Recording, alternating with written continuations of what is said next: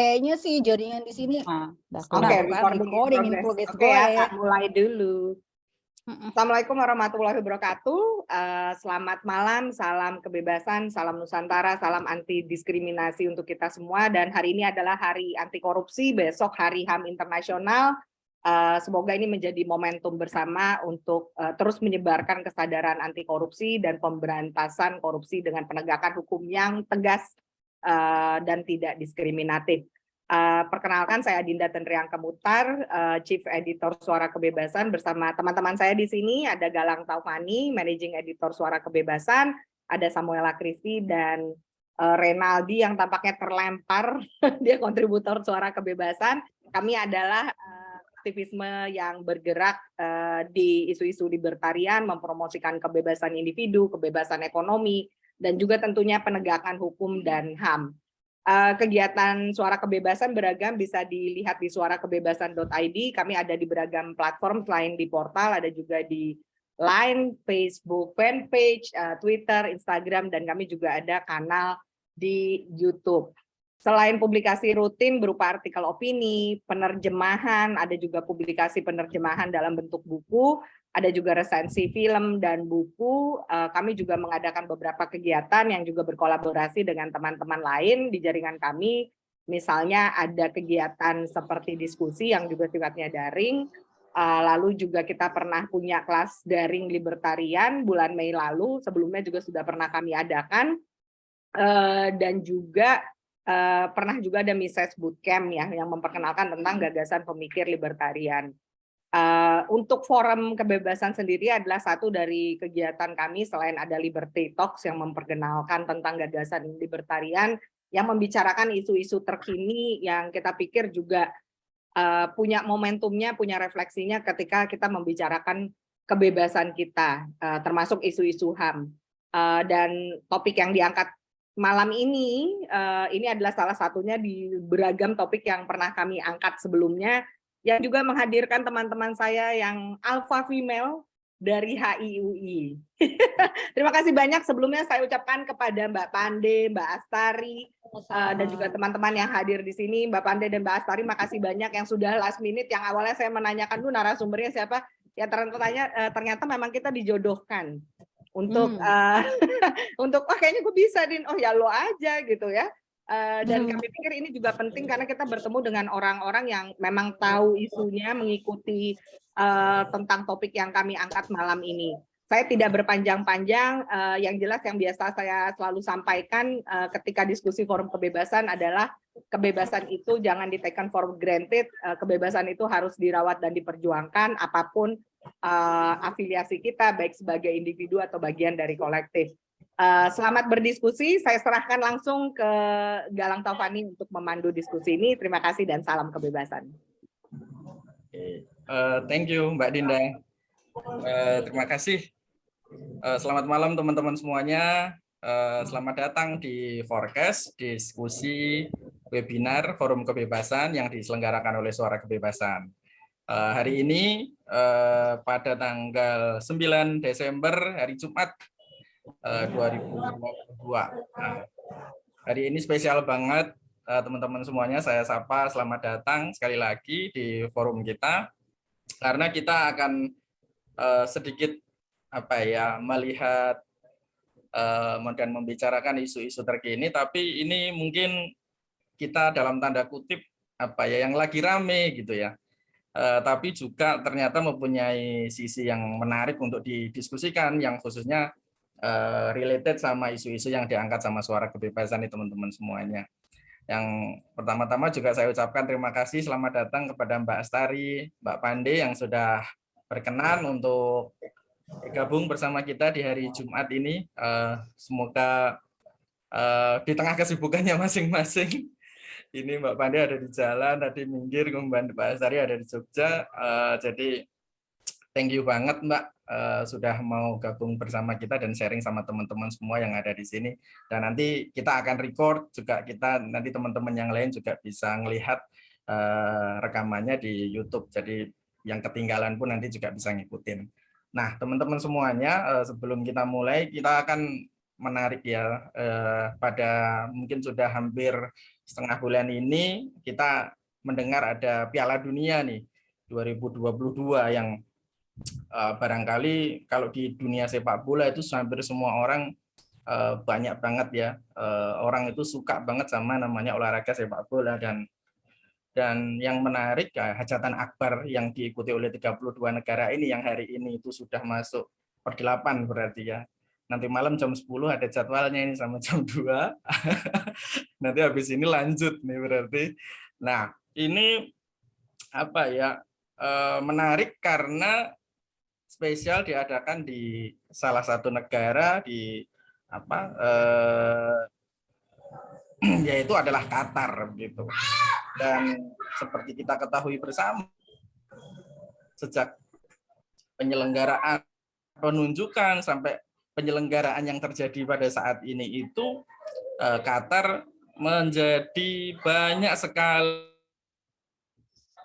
memantik banyak perhatian lah di seluruh penjuru dunia gitu, karena bukan sekedar pertama kali sebagai salah satu negara di Semenanjung Arab yang menyelenggarakan Piala Dunia, tapi ada banyak sekali kontroversinya. Itu diantaranya adalah misalnya ketika mau mulai penyelenggaraan Piala Dunia itu banyak sekali pelanggaran HAM yang semuanya, misalnya waktu itu ada dalam pembangunan fasilitas stadion misalnya, kemudian juga sampai yang terakhir adalah pelarangan terhadap komunitas LGBTQ itu juga ramai dan santer gitu, dan memantik hampir seluruh dan banyak peserta dari beberapa negara yang ikut berkontestasi di Piala Dunia. Yang kemarin ramai adalah negara Jerman misalnya yang cukup terang-terangan begitu, bahkan Inggris, kemudian juga ada Denmark juga tuh kelihatannya.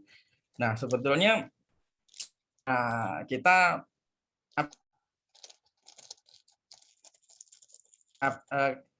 apa ya?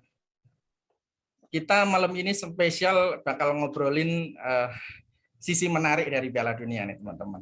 Nah, yaitu adalah bicara tentang melihat gekap-gemitas sepak bola dan mengkritisi aspek HAM-nya begitu. Nah, hari ini kita sudah ada di tengah-tengah kita semua, ada Mbak Pande dan Mbak Astari. Mungkin saya mau lihat contekannya dulu. Jadi Mbak Pande. Saking kerennya ininya ya, jadi harus hati-hati nih saya juga nih. Silakan Galang. Ini biasanya nih narasumber kita, saya selalu ini short pakai apa simpel-simpel aja nih Mbak. Soalnya ini spesial ini karena narasumber kita malam ini spesial. Jadi saya lihat contekannya dulu ini. Jadi Mbak Pande, nama lengkap beliau adalah Pande Katrimayuni, adalah alumni HI, Hubungan Internasional di FISIP UI, dan The London School of Economics and Political Science LSE di Inggris. Mbak Pande pernah menjabat sebagai Ketua Senat FISIP di era Reformasi 98. Mbak Pande adalah dosen HI UI, dan Mbak Pande banyak sekali menulis karya-karya antara lain ya Arena Hong Kong, The Nippon Foundation Jepang, kemudian Komnas Perempuan yang diterbitkan oleh Arena Hong Kong, The Nippon Foundation Jepang, kemudian Komnas Perempuan, Jala Sutra, World Bank, dan lain-lain. Pak Pande konsultan juga di beberapa organisasi internasional, juga di Asian Foundation, ILO, UNESCO, dan USAID, kemudian Global Affairs Kanada, dan UNDP, dan banyak lainnya. Gitu ya. Ini Mbak Pande juga anggota Komisi Kajian Ketatanegaraan MPR RI periode 2019-2024 dan Ketum Vokal UI. Oke, thank you banget Mbak Pande sudah mau bergabung bareng kita. Kemudian ada Mbak Astari juga. Mbak Astari Yanuarti, saat ini adalah Satgas Gerakan Literasi Sekolah Kemendikbud Ristek. Jadi beliau co-founder di Relawan Edukasi Anti Hoax Indonesia, redaksi. Kemudian ini redaksi itu spoilernya adalah komunitas yang telah memberi edukasi literasi digital pada lebih dari 10.000 orang Indonesia di dalam dan di luar negeri ya. Jadi Mbak Astari juga tercatat sebagai anggota MAG IGF Indonesia, Forum Tata Kelola Internet di Indonesia, yaitu lembaga di bawah United Nation IGF yang aktif memberikan rekomendasi kebijakan pengelolaan internet. Mbak Tari 20 tahun punya pengalaman di bidang jurnalistik gitu ya. Sebagai jurnalis dan penghargaan dan memiliki banyak sekali penghargaan beasiswa yang diraih begitu. Antara lain pemenang Anugerah Herawati Diah 2010, kemudian untuk perempuan yang menginspirasi, jurnalis perempuan yang inspiratif, Finalis Development Asian Journalist Award 2010 di Tokyo, kemudian meraih beasiswa Covering Development and Poverty Reduction Training di Columbia University, dan beasiswa Electronic Research and Publishing Course di Stockholm, Sweden. Nah, itu gambaran singkat, ya, tapi nggak singkat menurut saya. Ini menarik banget karena pembicara-pembicara kita nih keren banget nih teman-teman. Sekali lagi saya ucapkan terima kasih kepada Mbak Pande dan Mbak Tari yang sudah meluangkan waktu nih bareng kita. Jadi kita mulai ini Mbak Pande dan Mbak Tari. Jadi seperti Mbak Pande dan Mbak Tari juga mungkin baca atau lihat atau dengar gitu ya di berita-berita dan mungkin di sosmed begitu kan Mbak. Ini kan Piala Dunia yang pada tahun ini nih betul-betul rame ya. Tadi sudah mungkin Mbak Dinda juga singgung, saya juga singgung sedikit. Kalau Mbak Pande sendiri, mungkin dari Mbak Pande dulu atau Mbak Tari dulu? Mungkin Mbak Pande ya. Pande dulu aja. Gimana Mbak Pande, Mbak Tari? Oke, makasih. Oke, selamat malam teman-teman semua. Terima kasih sekali saya sudah diundang pada malam hari ini untuk sharing ya. Meskipun awalnya juga saya bilang ke Dinda gitu, ada beberapa isu di Piala Dunia ini yang memang saya tidak ikuti ya, karena saya cuma baca sekilas saja mengikuti tentang Piala Dunia gitu. Walaupun memang saya tidak seperti Astari kali ya, yang memang fans bola banget gitu. Walaupun saya tuh memang mau nggak mau ya, saya rasa seluruh orang gitu itu to some extent dia pasti bersinggungan dengan masalah sepak bola gitu. Nah, dulu kebetulan saya juga walaupun saya nggak fans bola, tapi saya pernah loh berkunjung ke mana namanya, ke klubnya Barcelona di Spanyol. Jadi saya pernah berkunjung ke sana dan saya beli merchandise-nya beberapa gitu. Dan dan kadang-kadang nonton gitu Piala Dunia, tapi bukan yang sangat fans. Tapi yang menarik buat saya adalah bahwa bagaimana tuh sepak bola tidak bisa dipisahkan dari persoalan-persoalan hidup yang lain gitu. Sepak bola bukan hanya permainan, sepak bola bukan hanya pertandingan, tapi juga sepak bola adalah bagian gitu ya. Bagian dari banyak hal dari kehidupan kita. Nah, tadi saya tuh dapat suatu pengalaman yang menurut saya tuh menarik banget. Acara hari ini saya forward gitu ya ke beberapa grup gitu yang memang ada yang grup yang memang rural gitu dari berbagai macam latar belakang, ada grup yang memang teman-teman gitu. Ada beberapa dan saya dapat setidaknya 2 ya, yang memang mereka ini gini, dia balasnya gini, yang satu, no thank you, nggak tertarik yang ini. Nah, itu pokoknya dia ngerasa bahwa kok nih dia bawa itu personal gitu loh. Ini pas di Qatar kok di banyak sekali ada kritikan terhadap Qatar. Nah, yang satu lagi balas gitu loh, bahwa ini wah semua agama mengajarkan kebaikan. Saya tidak paham ya kenapa kemudian itu membuat saya tersadar justru gitu, bahwa persoalan yang akan kita bahas tentang kontroversi ini itu bisa dikaitkan dengan banyak sekali hal, termasuk mungkin di sini ketika bicara tentang kontroversi di Piala Dunia ini, orang tidak hanya melihat dari segi siapa yang dia jagokan segala macam, tapi juga dia melihat dari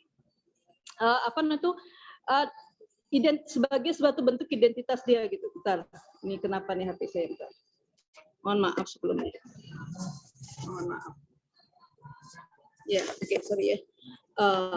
Jadi dia bilang bahwa gini, ya memang dari segi agama pun tidak bisa dibenarkan kalau misalnya kita melakukan pembedaan gitu terhadap orang lain, bla bla bla bla bla. Yang menurut saya itu, saya di sini saya cek lagi kan narasinya, oh kayak nggak ada bahasa agama deh. Kenapa ini sampai kemudian 2 kali gitu dikait-kaitkan dengan agama, bahwa agama nggak mengajarkan gini-gini. Nah itu, jadi saya melihat bahwa bagaimana hal ini memang kemudian tidak hanya sebagai suatu permainan yang bisa sebagian orang anggap itu fun, kompetitif segala macam, tapi juga nggak ada di pikiran kita, tapi ternyata juga masuk ke hati gitu ya, sehingga kemudian kita mengkaitkan ini ada related nggak dengan identiti kita, sehingga kemudian ketika ada kayak dalam tanda kutip kritikan terhadap apa yang terjadi di Qatar, we take it personally gitu. Oh ini kritikan terhadap nilai-nilai yang sama yang saya anut sebagaimana warga Qatar gitu. Itu yang menurut saya menarik banget nih pertemuan saya tadi pas saya forward gitu ya. Tapi ini ya satu hal yang harus kita lihat. Ini jangankan bola yang memang menjadi kesukaan dari banyak orang di dunia. Hampir semua pertemuan-pertemuan internasional itu pasti disertai atau dijadikan sebagai suatu momentum oleh orang-orang untuk menyuarakan suara-suaranya yang selama ini tidak terdengar gitu. Yang terdekat kayak G20 di Bali itu misalnya yang banyak muncul, yang paling kental itu kan masalah lingkungan gitu kan ya, masalah demokrasi, sampai kemudian kemarin kan Greenpeace sampai dicegat di ini kan, ketika mereka konvoi gitu kan.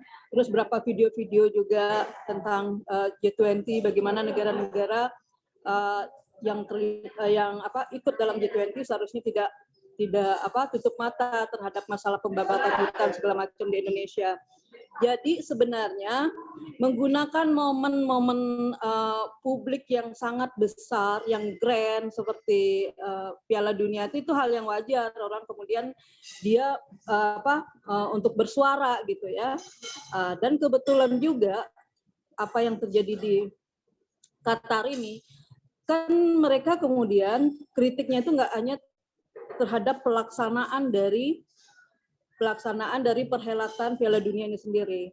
Tapi bagaimana kemudian mereka meneropong seperti misalnya Amnesty International, The Guardian, BBC, dari beberapa yang sempat saya baca reportnya itu ya, termasuk juga Human Rights Watch gitu. Mereka mempertanyakan gitu, bagaimana kemudian apakah nilai-nilai yang dianut dalam olahraga sepak bola gitu ya, utamanya nilai-nilai kesetaraan, di mana di lapangan kita adalah setara, kan gitu katanya semboyannya. Di lapangan kita adalah setara.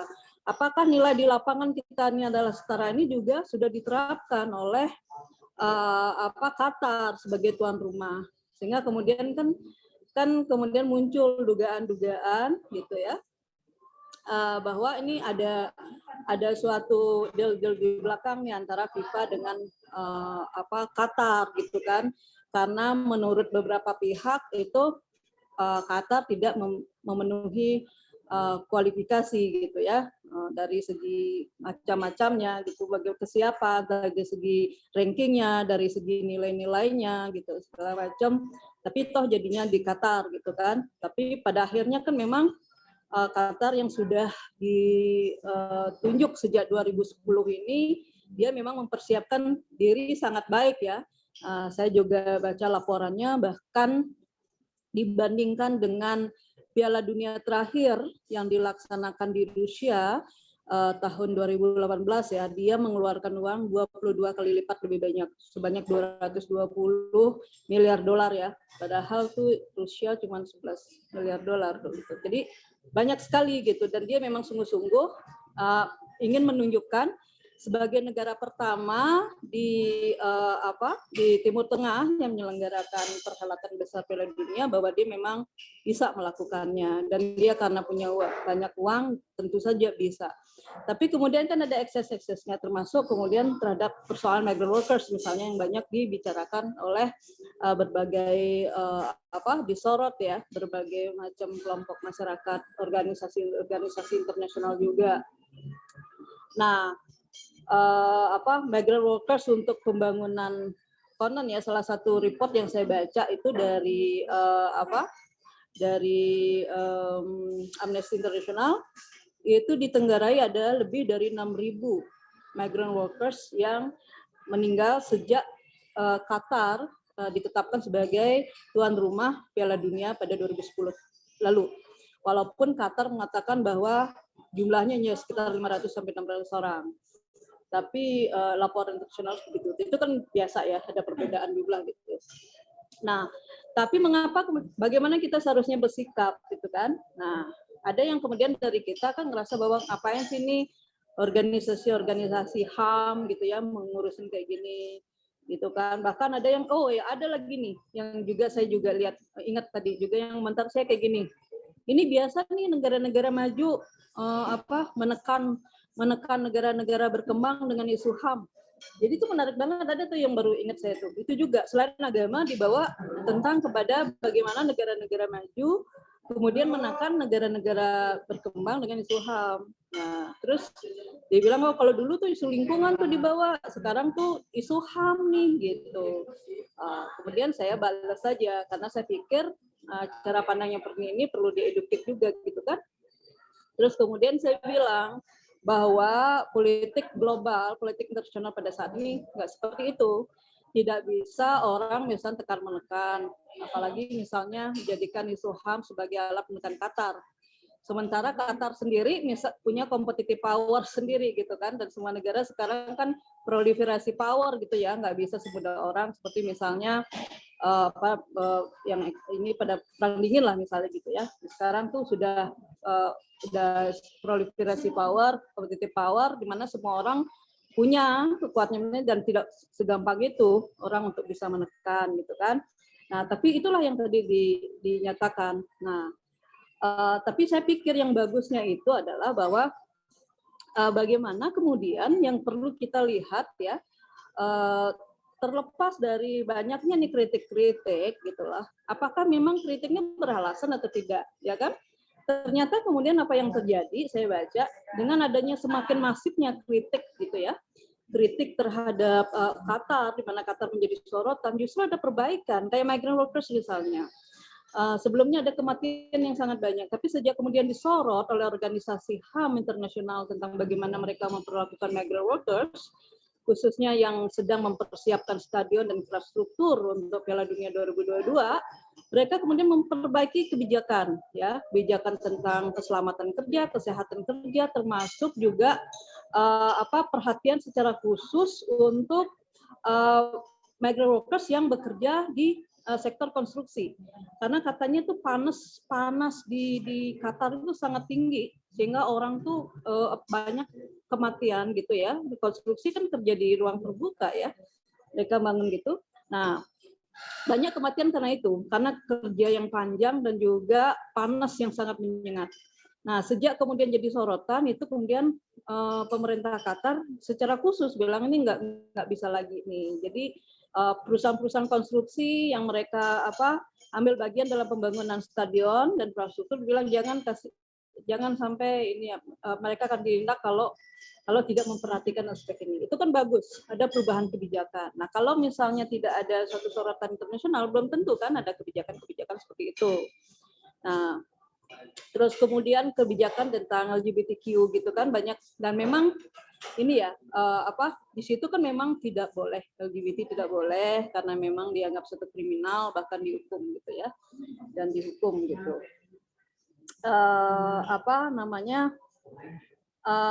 Ini yang saya lihat sebagai suatu ini ya,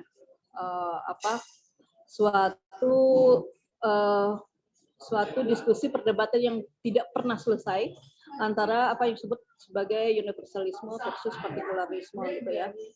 Itu nggak akan pernah selesai gitu ya. Bagaimana misalnya nilai-nilai suatu masyarakat tertentu dianggap tidak pas atau tidak sesuai dengan nilai-nilai yang meyakini secara universal gitu. Itu memang perdebatan yang tidak pernah selesai sampai sekarang gitu kan. Yang kalau misalnya teman-teman tertarik baca teorinya, baca teori-teori tentang multikulturalisme ya, salah satu tulisan yang bagus mungkin dari si itu Susan Oken ya, is multiculturalism bad for women gitu kan. Itu kan dia menjelaskan tentang bagaimana memang suatu jadi tertarik menarik gitu ya ketika kita bicara tentang multiculturalisme itu. Karena di satu pihak memang ada suatu nilai-nilai HAM universal yang memang sudah disepakati, yang dianggap sebagai, nah sekarang kan mulai muncul kajian-kajian tentang human dignity gitu ya, apa sih human dignity tersebut gitu ya. Nah itu kan di situ gitu kan, bagaimana kita kemudian menghormati harkat dan martabat manusia gitu. Walaupun saya baca laporan-laporan terakhir tentang misalnya kayak women's rights di Qatar gitu ya, itu Qatar masih sekarang sudah semakin progresif. Mungkin juga dipengaruhi juga situasi secara umur Timur Tengah seperti di Saudi Arabia ya, yang semakin memberikan kebebasan terhadap perempuan. Nah, Qatar pun bergerak ke situ gitu. Jika sebelumnya ada sangat sedikit sekali misalnya perempuan terlibat dalam politik di Qatar, katanya dalam sepanjang sejarah baru 2 orang pernah di parlemen kotanya, tapi sekarang sudah ada 4 orang di parlemen negaranya, dewan syurunya gitu, 4 orang perempuan gitu. Walaupun misalnya dalam dunia kerja itu di Qatar katanya 51% perempuan bekerja, tetapi gaji yang mereka terima rata-rata hanya 70% dari gaji laki-laki yang diterima laki-laki gitu. Dan memang yang juga jadi persoalan yang disorot di Qatar adalah masih adanya hukum perwalian terhadap perempuan, dalam pengertian bahwa ketika seorang perempuan yang belum menikah, dia mau sekolah, dia mau bekerja, segala macam, dia harus dapat izin dari ayahnya. Dan ketika dia sudah menikah, dia harus mendapat izin dari suaminya untuk bekerja, sekolah sebelumnya. Itu yang disorot ya. Tetapi beberapa laporan menyatakan bahwa situasinya sekarang lebih baik, banyak perempuan yang sudah dapat akses pendidikan tinggi dan lain sebagainya. Dan itu saya rasa bahwa hal ini itu ya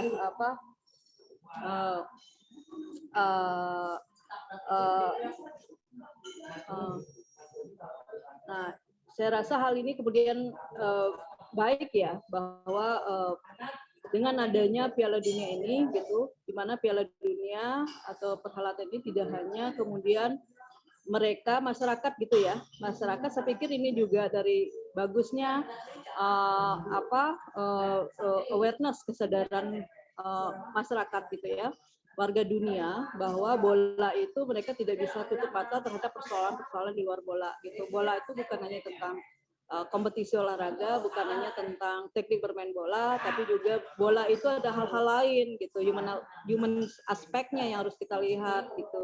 Karena by the end of the day ini kan tentang manusia-manusia, dan mereka kemudian mengambil momen ini untuk bicara tentang migrant workers, which is menurut saya valid karena lebih dari 90% konon di Qatar itu lebih dari 90% warga Qatar itu adalah migrant workers gitu ya, sedikit sekali warga lokalnya. Dan mereka lah yang membangun Qatar, tapi situasi kerja, situasi penggajian segala macam itu masih sangat tidak baik. Dan itu khas, sebenarnya tidak hanya di Qatar aja, itu khas dari negara-negara penerima migrant workers gitu ya, karena mereka tidak karena ini kan business as usual ya, karena mereka menganggap bahwa bisnis migrant worker ini bisnis as usual gitu, nggak melihat aspek kemanusiaannya. Kalau melihat aspek kemanusiaan berarti berkurangnya untung dong kayak gitu. Makanya memang perlu ada proteksi perlindungan secara hukum dari lewat bilateral agreement, MOU gitu kan, dan ratifikasi terhadap nanti 18 Desember nih kan International Migrant Day gitu kan, 18 Desember nanti ya udah ada tuh konvensi internasional tentang perlindungan migrant workers. Nah, kita mendorong negara-negara pengirim maupun penerima itu agar meratifikasi ini. Dan memang kalau ratifikasi migrant workers ini itu rata-rata negara penerima tidak mau meratifikasi, negara tujuan nggak mau meratifikasi, karena itu berarti dianggap menambah beban untuk kewajiban mereka terhadap migrant workers gitu kan. Nah, padahal dengan perbaikan dari kondisi kesejahteraan yang diberikan migrant workers, tentu kemudian akan memberikan perbaikan juga gitu kan terhadap situasi dan juga performan atau pandangan dunia terhadap negara tersebut gitu kan. Seperti misalnya Qatar lebih dari 90% masyarakatnya adalah migran dan mereka kaya raya, punya gas segala macam, negara maju.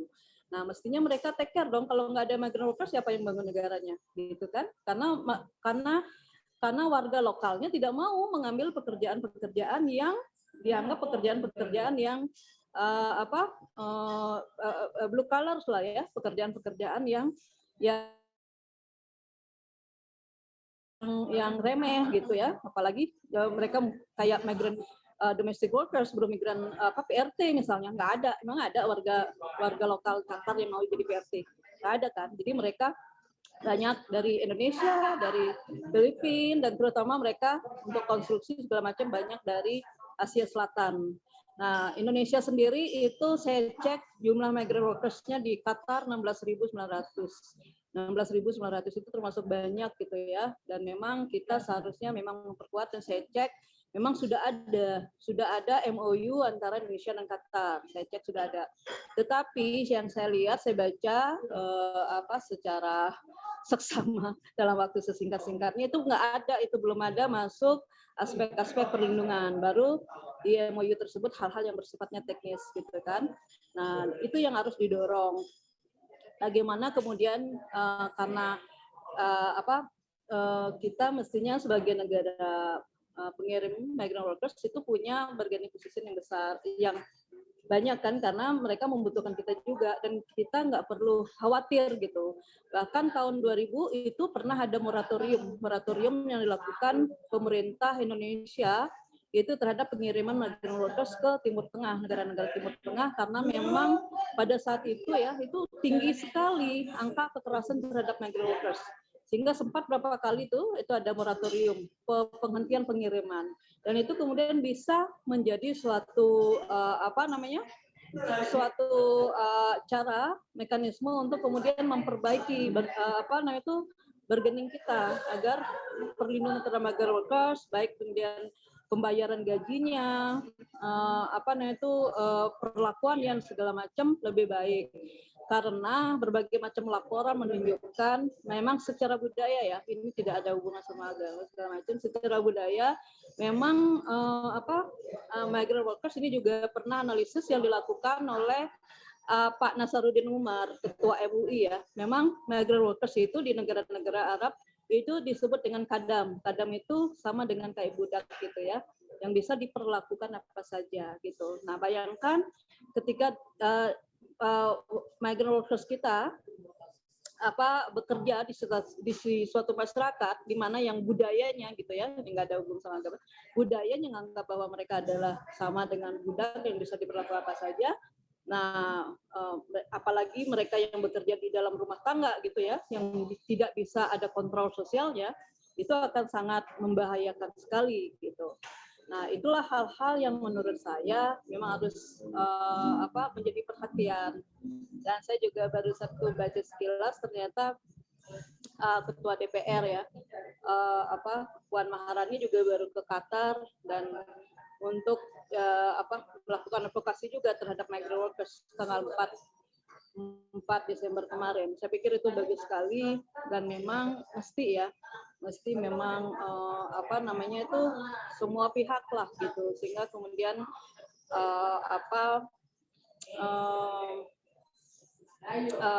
perlindungan terhadap hak asasi manusia, apakah dia hak migran, ini kan kelompok-kelompok marginal masuk kan, dia termasuk marginal groups, migrant workers gitu, LGBT, terus kemudian mungkin IDPs gitu ya, terus kemudian dan kelompok-kelompok lain yang memang mereka susah untuk memperjuangkan hak-haknya, susah untuk bersuara, memang menurut saya kita patut dukung adanya solidaritas yang bersifat internasional ini, sehingga kemudian Piala Dunia ini tidak hanya menjadi suatu celebration atas olahraga atau suatu prestasi di bidang olahraga, tapi juga Piala Dunia bisa membawa suatu perubahan yang lebih baik untuk kehidupan kelompok-kelompok marginal dan yang ada di Qatar secara khusus dan di dunia secara khusus, sehingga kemudian baik peraturan-peraturan, mekanisme maupun operasionalisasi atau perlakuan di lapangannya menjadi juga lebih baik. Nah, misalnya kayak kemarin, contohnya banyak juga saya lihat ya, tuh kayak misalnya dilarangnya, misalnya pakai badge One Love gitu ya, untuk awalnya konon itu sudah kesepakatan antara FIFA dengan pemerintah Qatar, di mana nggak akan ada simbol-simbol LGBT karena itu dilarang. Tapi pada akhirnya karena desakan internasional, akhirnya hanya pemain saja yang kemudian tidak diizinkan gitu kan, tapi kemudian supporter di mau nggak mau kemudian karena memang ada dorong sangat keras, supporter dibiarkan saja ya untuk pakai simbol-simbol itu kan. Saya rasa memang suatu hal yang tidak bisa untuk dihindari gitu ya, ketika solidaritas itu begitu deras. Dan ini memang sesuatu yang mestinya sudah diantisipasi ya, hal-hal seperti ini baik oleh FIFA maupun oleh Qatar sebagai negara penerima, bahwa ketika mereka setuju bahwa negaranya akan menjadi tuan rumah, bahwa hal-hal seperti ini pasti akan terjadi. Belajar dari pengalaman sebelumnya, belajar dari pengalaman di tempat lain, bahwa apapun perhelatan internasional, apalagi yang sangat besar seperti FIFA ini, pasti mereka-mereka yang peduli terhadap persoalan human rights, mereka akan membawanya menjadi sesuatu yang muncul di permukaan, bahkan hal-hal yang di bawah pun akan dimunculkan. Mungkin itu dulu dari saya. Terima kasih. Oke, makasih Mbak Pande. Ini menarik banget nih. Terus mungkin saya juga memberi tadi terkejut juga tuh waktu Mbak Pande cerita kalau misalnya di Qatar itu panasnya kayak gimana. Kebetulan saya itu ada tangga pas sebelah gitu. Cerita kalau pulang itu, kalau kerja di Qatar itu kalau siang itu wah, ya kepalanya itu pakai es itu yang banyak itu ditempelin di kepala, itu bayangin saking panasnya di sana itu. Jadi kalau misalnya ceritanya memang tadi banyak ada laporan, kemudian terutama report yang dikeluarkan oleh lembaga-lembaga internasional begitu ya, yang mengatakan bahwa ada banyak ya korban yang berjatuhan gara-gara atau dalam rangka untuk membangun fasilitas, stadion dan macam-macamnya untuk penyelenggaraan Piala Dunia, itu memang jadi nggak mengagetkan dalam tanda kutip begitu ya, mungkin barangkali bisa dikatakan kayak gitu. Dan ini menarik banget nih teman-teman, dari Mbak Pande kita belajar banyak kalau sebetulnya Piala Dunia ini kan membuka mata kita juga, banyak isu-isu yang menarik, yang melekat ya, terutama isu labor gitu ya, atau tenaga kerjaan gitu ya, gimana masuk Indonesia barangkali juga banyak yang bekerja di sana begitu ya.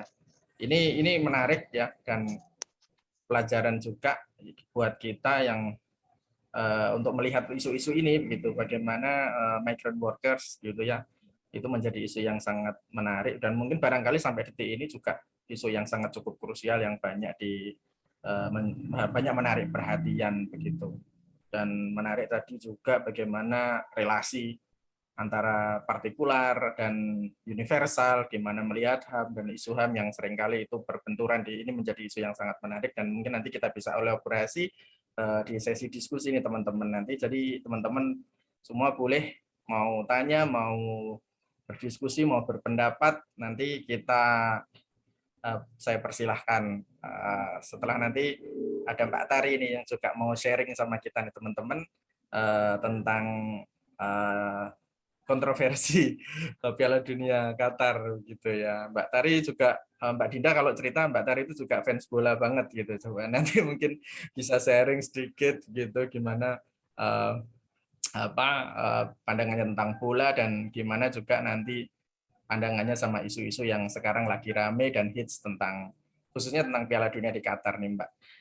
Mbak Tari mungkin silahkan Mbak kalau mau sharing apa aja nih, silahkan. Oke, terima kasih Dalang. Sebenarnya suaraku terdengar jelas kan? Soalnya ini tadi pakai semoga terdengar jelas. Jadi tadi Pandey tuh udah ngejelasin banyak banget aspek terkait kontroversi yang terjadi di Piala Dunia kali ini. Nah, jadi aku mungkin akan lebih ke sharing aja sebagai fans bola yang kebetulan juga paham politik lah ya, karena kebetulan kuliahnya juga di FISIP. Jadi ya mau nggak mau pasti bersentuhan dengan urusan politik. Nah, sebentar, let's see. Ini udah ini kan? Oke. Kenapa mikrofonku mikrofonku baik-baik aja kan? Kedengeran Mbak, cuman mungkin kalau bisa lebih dikencengin nggak apa-apa Mbak. Bukan, tadi di layarku tertulis bahwa mikrofonku tuh mute, makanya aku kaget loh, kok mute? Oke. Nah, jadi kalau dari sisi fans bola, Piala Dunia kali ini, Piala Dunia di Qatar 2022 ini memang terutama fans bola yang tidak nonton langsung di Qatar ya, kayak saya yang kebetulan tahun ini menikmati Piala Dunianya itu dari media, dan mayoritas fans bola kan juga memang menikmati Piala Dunia ya selalu sih, tiap ada Piala Dunia ya dari media atau nonton secara live melalui TV, jadi tidak langsung ada di lokasi. Nah, kalau dari fans bola yang di luar lokasi, apa yang terjadi di 2022 itu memang lebih agak berbeda dibanding Piala Dunia sebelumnya, karena nuansa politiknya tuh kerasa banget. Kan politik dan sepak bola itu sudah menyatu ya dari dulu, meskipun banyak banget fans bola kalau ditanya misalnya ada polling di seluruh dunia untuk fans bola, pasti jawabannya rata-rata fans bola ya pengennya fans bola itu bola itu murni olahraga saja, karena emang tujuan dari bola ya, tujuan dari itu kan sebagian dari sport ya. Sport itu kan idealnya tidak melibatkan politik, tapi kan sport itu juga bukan di apapun cabang olahraganya itu kan tidak ada di dalam ruang hampa. Jadi dia itu kan pasti adalah bagian dari kehidupan sosial di masing-masing negaranya. Jadi meskipun harapan dari para fans bola sebisa mungkin urusan politik, urusan kemudian ekonomi, maksudnya persaingan ekonomi atau kemudian kampanye budaya itu ditiadakan dalam urusan sepak bola, kenyataannya kan tidak begitu. Selalu bahkan setiap ada Piala Dunia itu unsur politiknya pasti ada. Meskipun secara umum mungkin ada kesepakatan bahwa Piala Dunia kali ini itu unsur politiknya jauh lebih tinggi dibandingkan Piala Dunia sebelumnya.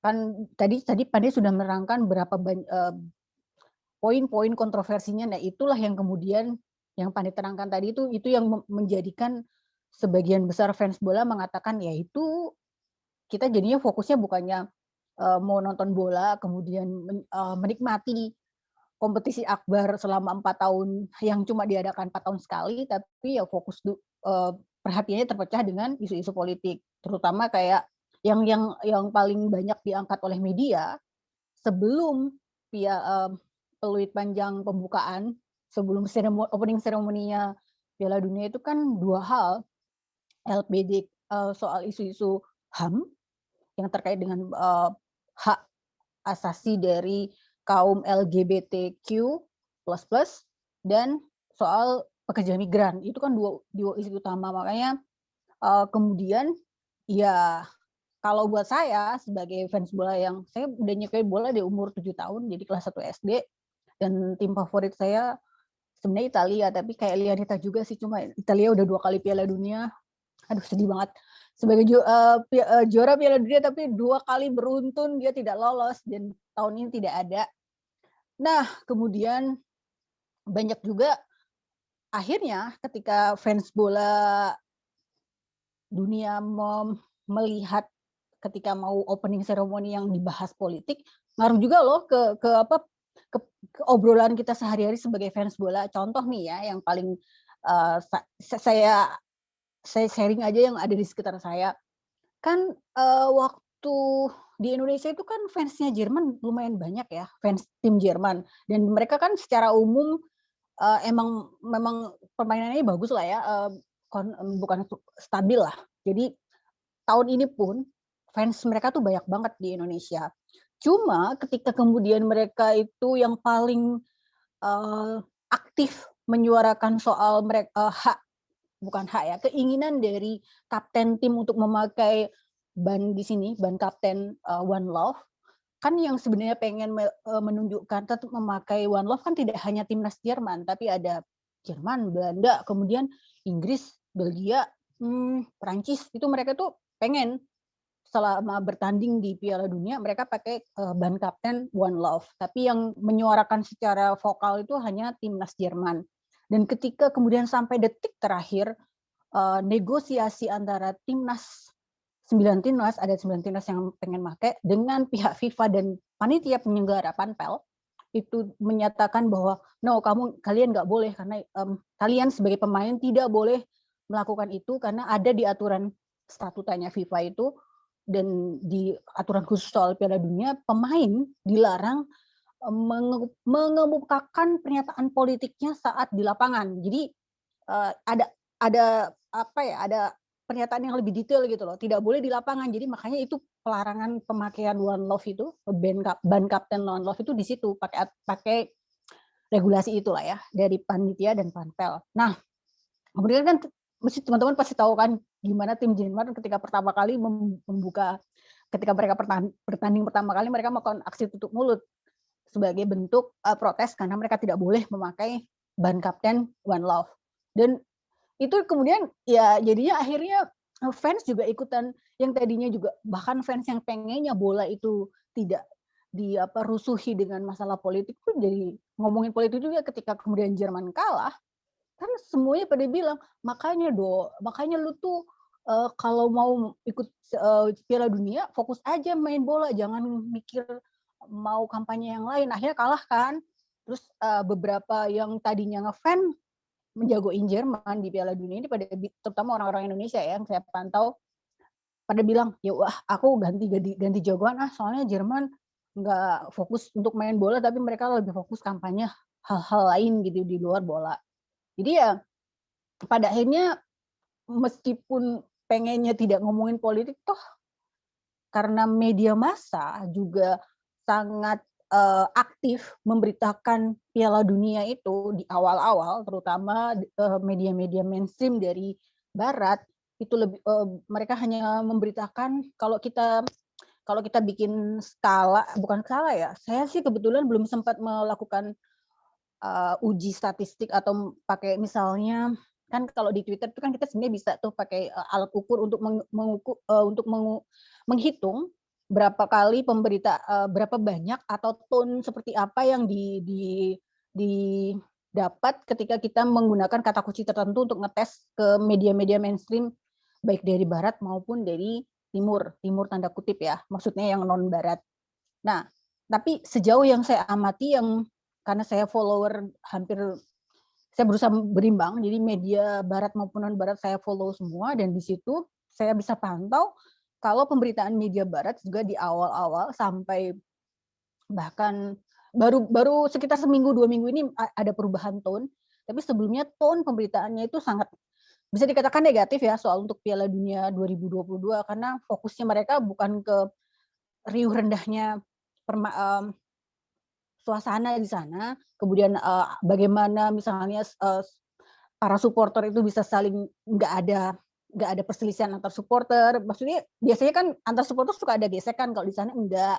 Kemudian kalau di media non barat kan ketika supporter Jepang itu dengan membersihkan stadion itu kan yang pertama kali banyak mengangkat kan justru bukan media barat ya, media barat pada akhirnya mau nggak mau ngangkat itu karena memang itu kan jadi trending banget di mana-mana kan. FIFA sendiri pun melalui media sosialnya terutama Instagram itu kan postingan FIFA yang terkait soal bagaimana supporter Jepang membersihkan stadion itu kan dia termasuk like-nya tertinggi kan, sama viewernya termasuk terbanyak gitu kan untuk dalam rentang waktu Piala Dunia.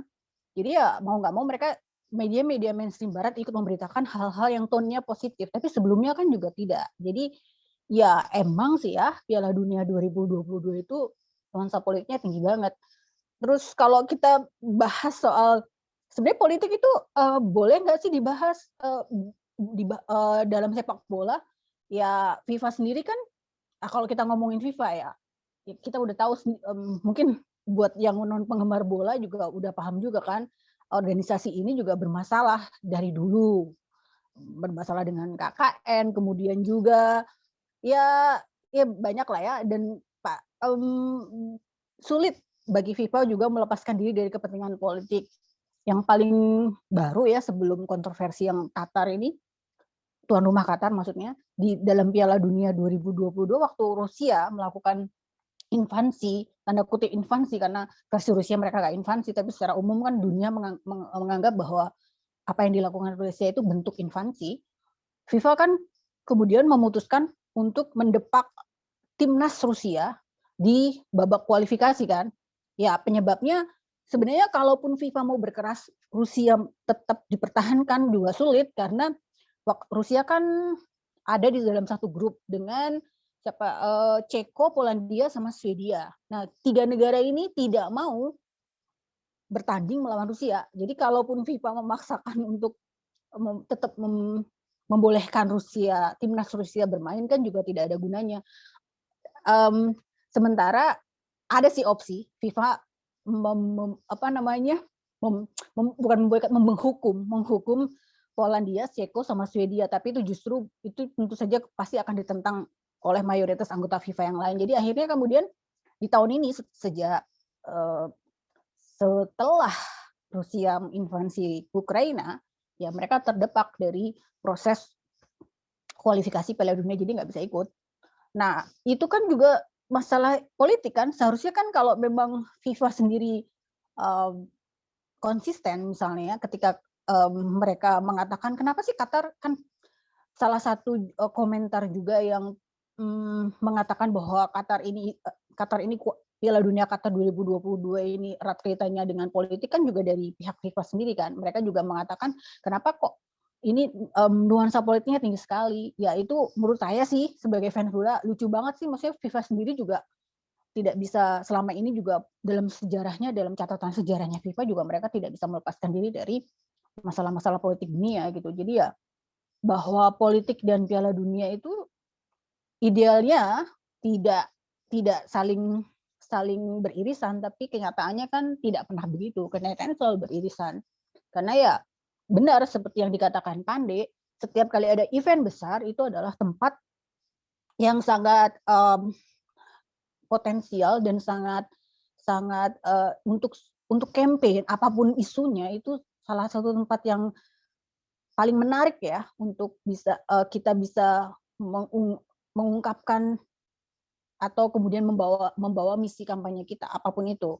Karena kan Piala Dunia ya pesertanya cuma 32 negara, tapi kan yang nonton seluruh dunia gitu kan. Dan ya kalau itu kan olahraga paling populer di seluruh dunia, meskipun mungkin ada negara Amerika yang akan komplain ya, atau India dan Pakistan yang komplain, enggak kriket di negaraku jauh lebih terkenal dibandingkan sepak bola. Kalau di Amerika mungkin bilang basket lebih keren lagi, lebih terkenal di seluruh dunia dibandingkan sepak bola. Tapi yang sejauh yang saya tahu ya itulah yang paling populer. Jadi sudah pasti akan dijadikan tempat untuk campaign. Saya cuma mau nambahin juga, sebenarnya itu yang saya amati dari media juga, karena kenapa mereka tone-nya negatif ya, karena tidak bisa dilepaskan dari bahwa media-media Barat memang kan biasnya memang sudah ada ya, bias bahwa mereka itu nilai-nilai yang dipegang oleh media Barat dengan media non Barat itu jelas beda. Yaitu itu kenyataan juga.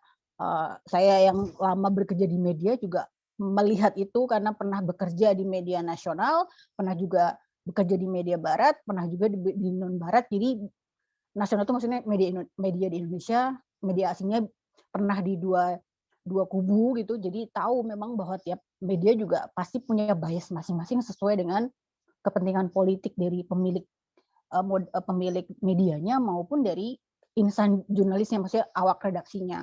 Nah, ini yang ya mau disayangkan juga disayangkan, tapi itu realitas dan itu tidak akan berubah juga karena emang pola bisnisnya media di seluruh dunia seperti itu. Jadi kalau agak meluas gitu, misalnya kita sebagai fans bola yang juga membaca informasi bola dari media, ya sebenarnya solusinya gampang. Kalau misalnya kita baca, ya kita baca dua-duanya. Jadi kita baca pemberitaan Piala Dunia dari media Barat, kita juga baca pemberitaan Piala Dunia dari media non Barat, dan juga dari media Qatar sendiri. Dan itu ketiga itu akan beda banget sih. Bukan akan beda banget, kita akan lihat bedanya gitu. Jadi yang satu tonnya negatif media Barat, media Qatar tentu saja sangat positif ya, karena mereka kan ya kebayang lah kalau kita itu wajar maksudnya, kayak kita Indonesia sebagai negara tuan rumah G20, G20, medianya juga semuanya memberitakan hal-hal yang positif soal G20. Ya Qatar pun demikian, media di Qatar. Nah, kalau media yang non Barat itu cenderung lebih ini ya positif, tapi mereka tetap kritis kalau memang ada yang perlu dikritisi. Jadi tidak pure hanya memuji-muji atau menampilkan hal-hal yang positif soal Piala Dunia 2022. Nah, tadi sebenarnya mencoba mau nyinggung soal migrant workers, itu kan yang dipermasalahkan oleh Amnesty International, karena yang pertama kali mengungkap itu kan justru Amnesty International mengklaim angkanya kan 6 ribuan pekerja meninggal gitu kan, selama pembangunan 7 stadion Piala Dunia. Ya angkanya tadi yang Pandi juga udah jelaskan, pemerintah Qatar memberikan versi yang berbeda. Awalnya pemerintah Qatar cuma bilang bahkan cuma 47 orang yang meninggal, atau 30 sampai 40 orang meninggal, tapi hanya di tahun 2021 memang. Sementara kan durasi pembangunan stadion itu kan lama banget, tidak hanya 1 tahun. Belakangan yang terbaru ada statement dari orang pemerintah Qatar, tapi tidak yang sedang menjabat gitu. Dia bilang angka selama durasi 10 tahun itu, 10 tahun pembangunan, sekitar 500. Jadi memang ada perbedaan angkanya, tapi cukup jauh sih. Dan kebetulan memang tidak ada tenaga kerja Indonesia di situ. Jadi kalau untuk ngomongin migrant workers dalam konteks Piala Dunia, ya yang kemudian menjadi sorotan memang bukan TKI ya, bukan tenaga kerja Indonesia, karena kita tidak ada yang dalam catatan, kayak Kemenaker juga tidak ada sih, dan di catatan yang dilaporkan ILO juga bukan pekerja kita yang jadi sorotan. Itu kan pekerja dari India, Pakistan, Nepal, Bangladesh, Sri Lanka. Itu yang menjadi korban quote and quote yang meninggal karena selama masa konstruksi 7 stadion di Piala Dunia. Apalagi ya, aku mau sharing apa lagi, soalnya tadi kan ini kan sebenarnya obrolannya terbuka banget ya. Maksudnya diskusinya ini kan bisa membahas apa aja. Jadi mungkin sementara itu dulu kali ya Mas Galang. Nanti kalau misalnya ada ya mungkin teman-teman yang hadir mau melontarkan isu, kita bisa ngobrol lagi. Gitu Mas Galang? Oke, thank you Mbak Tari. Menarik. Berarti Mbak Tari ini sama-sama saya nih, berarti Forza Azuri.